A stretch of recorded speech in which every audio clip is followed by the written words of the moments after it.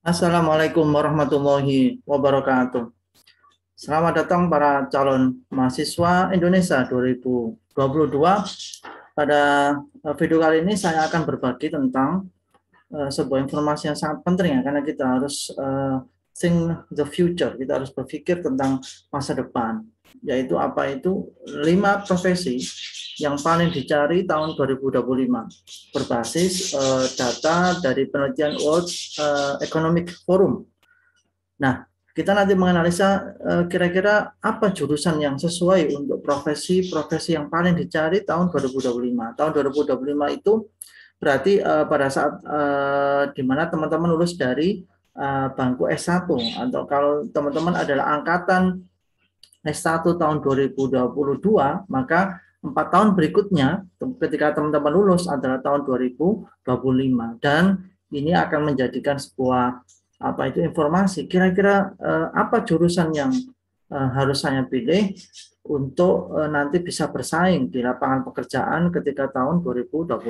Baik, akan saya buka satu persatu tentang jurusan-jurusan atau tentang profesi-profesi yang paling menjanjikan pada era masa depan. Yang pertama ini adalah profesi tentang data analisis atau analisis data. Apa yang dimaksud dengan profesi data analisis ini? Secara umum gini, profesi ini adalah bagaimana orang itu mampu menerjemahkan angka-angka ya menjadi laporan atau informasi yang dapat dengan mudah dimengerti oleh suatu manajemen, baik itu perusahaan, manajemen bisnis, untuk pengambilan keputusan.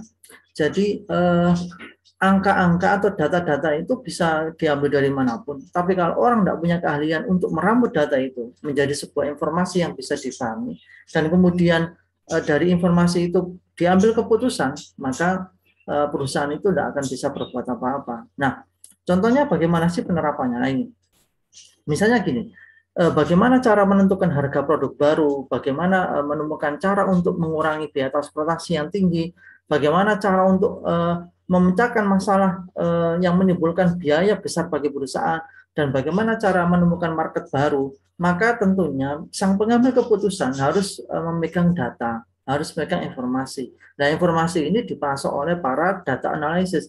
Dari mana data itu diambil? Bisa dari hasil survei, bisa dari hasil pengamatan di lapangan, bisa dari hasil pengambilan dari internet, dari customer dan sebagainya. Intinya ini sebuah sebuah keahlian yang spesifik yang hanya dimiliki oleh orang-orang tertentu. Bagaimana data mentah itu dianalisa menjadi informasi yang matang, dan dari informasi itu sang pengambil kebijakan di dalam suatu perusahaan itu bisa mengambil keputusan, dan keputusan itu tidak boleh meleset ya, karena kalau keputusannya salah, taruhannya adalah perusahaan itu bisa gagal, perusahaan itu bisa gagal bersaing ya, dan ujung-ujungnya bangkrut, artinya tidak mendapatkan profit atau keuntungan. Nah, jurusan apa yang paling dibutuhkan atau yang paling bisa menghasilkan seorang data analisis adalah yang pertama teknik informatika tentunya ya. Kemudian teman-teman dari jurusan statistik, dan juga jangan lupa teman-teman dari jurusan matematika. Jadi ketiga jurusan ini sangat relevan untuk menghasilkan profil orang yang bisa memiliki kemampuan data analisis. Baik, ini yang pertama. Yang kedua, profesi yang paling menjanjikan tahun 2025 adalah orang-orang yang punya kemampuan di bidang artificial intelligence atau AI ya. Ini adalah kecerdasan buatan. Secara umum ini adalah sebuah ilmu atau sains untuk membuat komputer, baik itu dalam bentuk software, perangkat lunak gitu ya, yang dapat meniru cara berpikir dan cara bertindak seperti manusia. Nah, ini sebuah teknologi yang sekarang sedang banyak dikembangkan oleh para pengambil kebijakan di perusahaan, karena dengan memiliki alat yang bisa menerjemahkan suatu objek seperti manusia, maka dia akan sangat diuntungkan dengan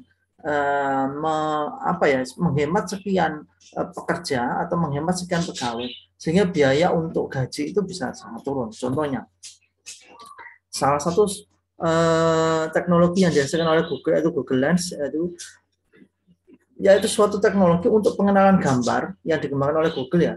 dan dirancang untuk menghasilkan informasi yang relevan terkait dengan objek yang identifikasi, misalnya nama sebuah barang, bahkan mereknya barang itu apa, kapan tahun dibuatnya. Ini adalah sebuah hasil teknologi yang sangat menguntungkan bagi para perusahaan, karena dengan punya orang-orang yang ahli di bidang artificial intelligence ya gitu ya, jadi bisa menghemat tenaga kerja, sehingga fitur-fitur atau alat-alat yang dimiliki itu layaknya seperti manusia, jadi otomasi gitu ya. Jadi dia bisa mengerjakan, dia bisa mengidentifikasi objek layaknya seperti manusia. Contoh sekarang yang paling berkembang itu adalah bagaimana mengembangkan transportasi tanpa driver. Bagaimana driver itu bisa secara otomatis dilakukan oleh mesin, sehingga sang driver itu bisa istirahat, bahkan dia bisa tidur, dan kendaraan itu bisa berjalan sendiri karena dia bisa menerjemahkan mana jalan lurus, mana jalan belok, kapan dia harus menyalip, jarak berapa di depannya itu ada mobil yang lain, sehingga dia tidak sampai terjadi kecelakaan. Nah, tentunya ini butuh sebuah keterampilan spesifik yang harus dikembangkan. Nah, jurusan apa yang dibutuhkan untuk mendapatkan keterampilan itu? Tidak adalah anak-anak dari teknik informatika, kemudian para mahasiswa yang menggeluti bidang teknik robotik, kemudian ada jurusan baru, ada komputer science ya, dan juga ada jurusan yang mengembangkan yang namanya adalah nanoteknologi. Jadi jurusan-jurusan ini sangat relevan dan sangat memberikan keterampilan orang akan punya sebuah kemampuan di bidang artificial intelligence. Ini yang kedua. Next. Nah, yang ketiga. Yang ketiga ini adalah orang-orang yang punya kemampuan dalam big data spesialis. Jadi orang yang memiliki keterampilan di dalam mengolah, meramu big data. Apa spesifikasinya? Yaitu menganalisis data seseorang yang dianggap potensial untuk perusahaan mereka. Jadi gini, sekarang ini sudah tidak bisa dihindari, data kita itu sudah terekam di dalam fitur-fitur atau software-software yang dikembangkan di media sosial, katakanlah di Facebook, Instagram, Twitter, gitu ya, atau di YouTube. Tentu ketika kita mau registrasi, mesti akan diminta untuk masukkan nama, kemudian tempat tanggal lahir, nama orang tua, kan gitu ya. Bahkan kita diminta alamat email kita. Nah, data itu dimiliki oleh suatu perusahaan tertentu. Nah, kapan data itu dibutuhkan? Nah, ini ketika suatu perusahaan itu membutuhkan sebuah konsumen baru, atau dia ingin memasarkan produk baru, maka tentunya dia ingin mengambil data itu. Nah, kalau tidak spesialisnya, maka data itu nggak bisa berbicara apa-apa. Nah, contohnya ini ya, aplikasi online maps. Kita kalau menggunakan online maps, apapun mereknya itu ya, kita dengan instan itu bisa ditunjukkan mana jalan yang harus kita lewati, kemudian di jalan mana itu terjadi sebuah kepadatan dengan ada ada sinyal warna merah gitu ya, di mana jalan itu tidak bisa dilewati atau jalan itu sedang ada hambatan, ada kecelakaan, itu tahu secara otomatis. Kenapa? Karena ada seorang spesialis di dalam aplikasi online maps itu yang mengumpulkan data-data itu menjadi sebuah informasi yang bisa dipakai. Kemudian kalau kita lihat ya, ada saja produk-produk itu yang kemudian muncul secara otomatis ya di timeline medsos kita. Misalnya kita pas buka Instagram itu, maka secara otomatis di di dashboard kita tuh muncul benda-benda atau barang-barang, dalam hal ini ada iklan yang itu memang terkadang barang itu sesuai dengan kesukaan kita atau sesuai dengan passion kita. Kok bisa otomatis muncul? Ya, karena data kita sudah direkam oleh mereka, dan sang pemilik software itu kemudian merangkai data itu menjadi sebuah sajian informasi yang kemudian kita disuguhi sebuah produk-produk yang kita akan tertarik untuk klik ya, tertarik untuk bahkan melihat, dan bahkan tertarik untuk belinya. Nah, ini semua adalah diramu oleh seorang spesialis big data, dan ini butuh keterampilan khusus ya. Nah, jurusan apa yang dibutuhkan? Tentunya adalah anak-anak dari sistem informasi. Karena di sistem informasi itu diajari bagaimana sebuah data yang semula itu nggak berbicara, itu kalau diramu, kalau digabungkan satu dengan yang lain sesuai dengan kebutuhan ya, itu akan menghasilkan sebuah informasi yang diinginkan. Kemudian ada jurusan teknik sains data, kemudian ada teknik komputer, dan juga anak-anak statistik. Jadi jangan pernah meremehkan jurusan statistik ya, karena jurusan ini memiliki sebuah keahlian spesifik ya di dalam menganalisa sebuah data. Ini yang ketiga, big data spesialis. Yang keempat ada digital marketing. Oke, di era sistem informasi yang begitu cepat berkembang, bahkan sekarang itu di era orang yang menghadapi bahaya pandemi, tidak pergi kemana-mana, maka digital marketing itu memegang kunci keberhasilan suatu perusahaan untuk melebarkan sayapnya, untuk mengembangkan bisnisnya, bahkan untuk meraih customer baru. Nah, apa itu spesifikasi digital marketing itu ada strategi pemasang produk atau jasa menggunakan media digital dan internet. Banyak sekarang itu media digital atau media internet itu hanya digunakan untuk kesenangan. Tetapi orang-orang yang punya keterampilan digital marketing itu mereka menggunakan media digital untuk kebutuhan market, untuk kebutuhan bisnis, untuk kebutuhan pengembangan perusahaannya. Nah, untuk itu mereka butuh orang-orang yang memiliki keterampilan di bidang digital marketing. Bagaimana marketing itu sekarang tidak harus door to door, tidak harus face to face ya.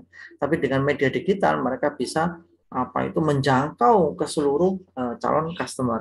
Contohnya gini, pengembangan website, kemudian search engine marketing, dan social media marketing, online advertising, email marketing, video marketing. Nah, ini semua adalah pengembangan media digital yang pada intinya adalah untuk strategi pemasaran produk. Dan jangan lupa dengan era sekarang di mana orang itu terkoneksi satu sama lain, maka sebenarnya itu adalah pasar yang sangat menggiurkan. Dan negara kita dengan jumlah penduduk yang 200 juta lebih, tentunya itu adalah objek market yang sangat bagus ya. Nah, jurusan apa yang paling bisa memberikan keterampilan untuk bisa berkarya di bidang digital marketing? Tentunya adalah jurusan komputer dan teknologi ya, kemudian ilmu bisnis, statistika bisnis, ilmu komunikasi tentunya, dan ini yang tidak kalah adalah desain komunikasi visual atau DKV. Desain komunikasi visual ini adalah sebuah jurusan yang sangat spesifik memberikan keterampilan bagaimana sebuah tampilan digital visual itu mampu menarik minat orang. Dan ini adalah sebuah senjata yang sangat ampuh untuk pengembangan perusahaan di bidang marketing. Dan ada jurusan psikologi. Loh, kenapa psikologi dibutuhkan? Iya, karena orang-orang psikologi itu bisa membaca calon customer ini kesukaannya apa, kecenderungannya bagaimana, bagaimana orang-orang psikologi itu mampu memberikan sebuah suguhan-suguhan produk-produk yang orang tidak hanya sekali datang, tapi bisa berkali-kali. Nah, ini dibutuhkan sebuah ilmu tentang kecenderungan jiwa manusia. Nah, ini adalah anak-anak psikolog gitu ya. Jadi jurusan-jurusan ini yang nantinya sangat membantu seseorang memiliki keterampilan di bidang digital marketing. Nah, yang kelima, yang terakhir ini adalah digital transformation. Jadi gini, sekarang kalau ada suatu perusahaan, kemudian cara pengoperasiannya itu tidak menggunakan digital, maka siap-siap dia akan terdisrupsi ya bahasa sekarang, atau gulung tikar lah bahasanya. Transformasi digital itu menjadi sebuah keniscayaan di era sekarang ini. Perusahaan-perusahaan besar itu akan berinvestasi besar untuk mengubah sistem layanan, baik layanan customer maupun layanan dalam menghasilkan produk itu menggunakan digitalnya. Jadi proses dan strategi menggunakan teknologi digital secara drastis dan masif untuk mengubah cara mengoperasikan bisnis dan cara melayani pelanggan. Jadi kalau sekarang ada perusahaan yang tetap mengandalkan media yang tidak otomasi ya, artinya media-media yang bersifat dia harus ketemu langsung face to face, maka siap-siaplah dia akan ditinggalkan oleh pelanggan, karena sekarang keinginan orang untuk mendapatkan transaksi yang cepat itu menjadi kunci keberhasilan suatu perusahaan. Katakanlah di bank gitu ya, sekarang sudah tidak banyak orang yang mau antri panjang untuk hadir di bank hanya untuk store uang katakan, atau hanya untuk mengambil uang di teller. Akan banyak waktu yang terbuang sia-sia, belum lagi jarak yang dia harus tempuh. Maka dengan e-banking orang itu bisa melakukan segalanya gitu ya. Nah, contoh-contoh sebenarnya adalah toko online. Sekarang toko online itu banyak sekali membanjiri dunia digital kita. Bagaimana orang itu dimanjakan dengan membeli sesuatu tanpa harus pergi kemana-mana, tinggal klik klik fitur yang diinginkan, barang itu bisa dikirim ke rumah. Sebuah transformasi digital yang sangat istimewa. Tidak ada uang digital, ada OVO, ada GoPay dan sebagainya. Ini adalah sebuah transformasi digital di bidang keuangan. Kemudian ada e-banking, pengembangan bank-bank. Jadi kalau kita melihat banyak sekali bank itu yang sekarang menutup cabangnya. Kenapa? Karena ternyata layanan itu bisa digantikan oleh layanan digital yang secara apa itu kebutuhan biaya operasinya lebih murah dan lebih kecil. Kemudian di bidang pendidikan mesti ada e-learning. Bagaimana sekarang pembelajaran pengajaran itu bisa dilakukan secara online, tentunya dengan pengembangan media e-learning. Nah, jurusan apa yang dibutuhkan untuk seseorang memiliki keterampilan di bidang digital transformation tentunya adalah aktuaria. Ini jurusan yang tahun-tahun belakang ini sangat ngetren ya dan banyak diminati. Dan bisnis digital dan jangan lupa ada teknik komputer. Nah, ini adalah 5 gambaran besar keterampilan atau profesi yang paling diminati tahun depan 2023 bisa bahkan sampai 2025. Dan jurusan-jurusan yang dibutuhkan sudah saya paparkan di slide-slide yang tadi. Tinggal kalian bisa apa itu merenung gitu ya. Kira-kira saya harus berkonsentrasi untuk mengambil jurusan apa di kuliah nanti sehingga pada saatnya saya lulus saya masih bisa kompetitif dan keterampilan yang saya miliki adalah keterampilan yang tidak out of date, tapi juga tapi keterampilannya up to date, bahkan keterampilan yang sangat diminati oleh dunia perusahaan. Oke, mungkin sampai di sini dulu bincang-bincang kita terkait dengan profesi yang paling diminati di tahun 2025. Semoga ini menginspirasi, memberikan sebuah pencerahan, dan sampai ketemu di video berikutnya. Tetap optimis, tetap semangat. Wassalamualaikum warahmatullahi wabarakatuh.